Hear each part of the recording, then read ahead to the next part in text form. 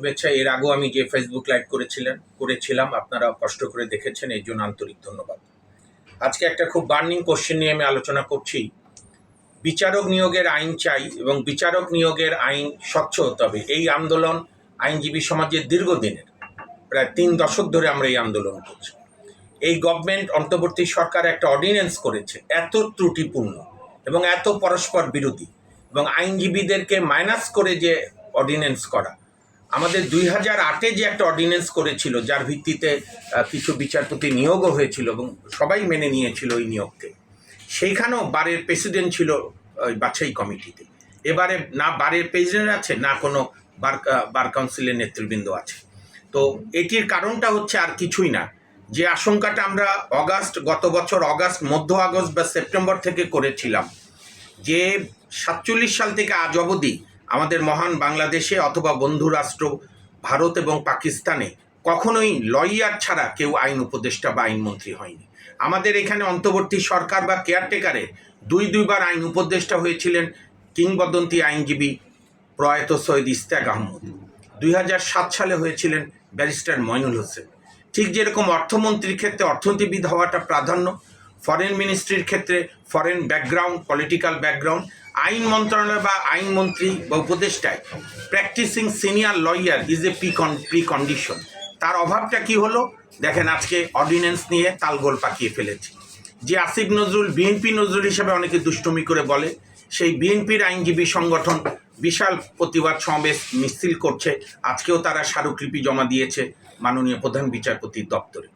অন্যান্য সংগঠন, আমি যে সংগঠন করি সংবিধান সহন কমিটি, আমরাও নানা বিষয় আলোচনা করেছি, নানা বিষয়। এখানে কথাটা কি, আমরা আইনের বিরুদ্ধে না, আমরা আইনের অ্যামেন্ডমেন্ট বা নতুন করে আইন চাই। কারণ এই অর্ডিন্যান্সটা ইনবিল্ট, যেটাকে বলে শুরু থেকেই একটা ত্রুটিপূর্ণ। দেখেন, হাইকোর্ট বিভাগে আমরা জানি জাস্টিসেস অব দি হাইকোর্ট, ওনারা কি করেছে, হাইকোর্টের বিচারপতিদের 2 ভাগে বিভক্ত করেছে। একটা বলছে হাইকোর্টের সিনিয়র বিচারপতি থাকবে, আরেকজন ডিস্ট্রিক্ট জজ থেকে যারা হাইকোর্টের বিচারপতি হচ্ছে। কেন এই ভেদাভেদ? এবং বিশ্ববিদ্যালয়ের শিক্ষক এখানে আসবে কেন?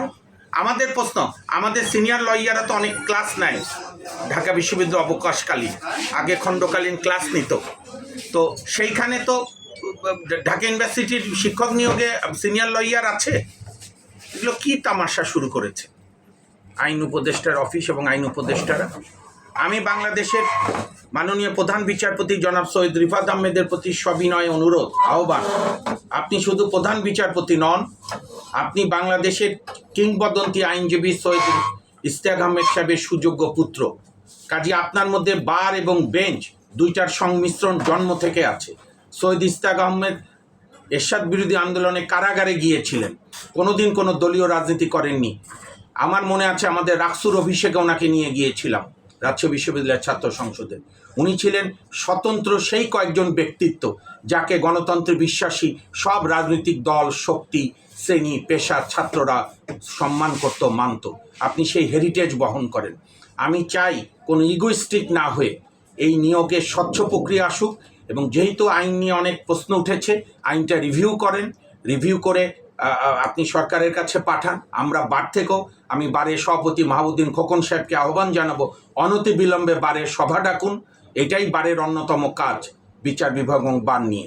আমি আশা করি সবাই মিলে আমরা একটা স্বচ্ছ, গণতান্ত্রিক এবং বার এবং বেঞ্চের এবং মানুষের ন্যায় বিচার নিশ্চিত করার লক্ষ্যেই বিচারপতি নিয়োগের প্রক্রিয়া করা হবে।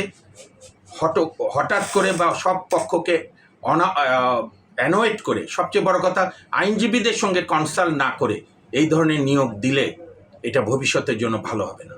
সবাইকে ধন্যবাদ।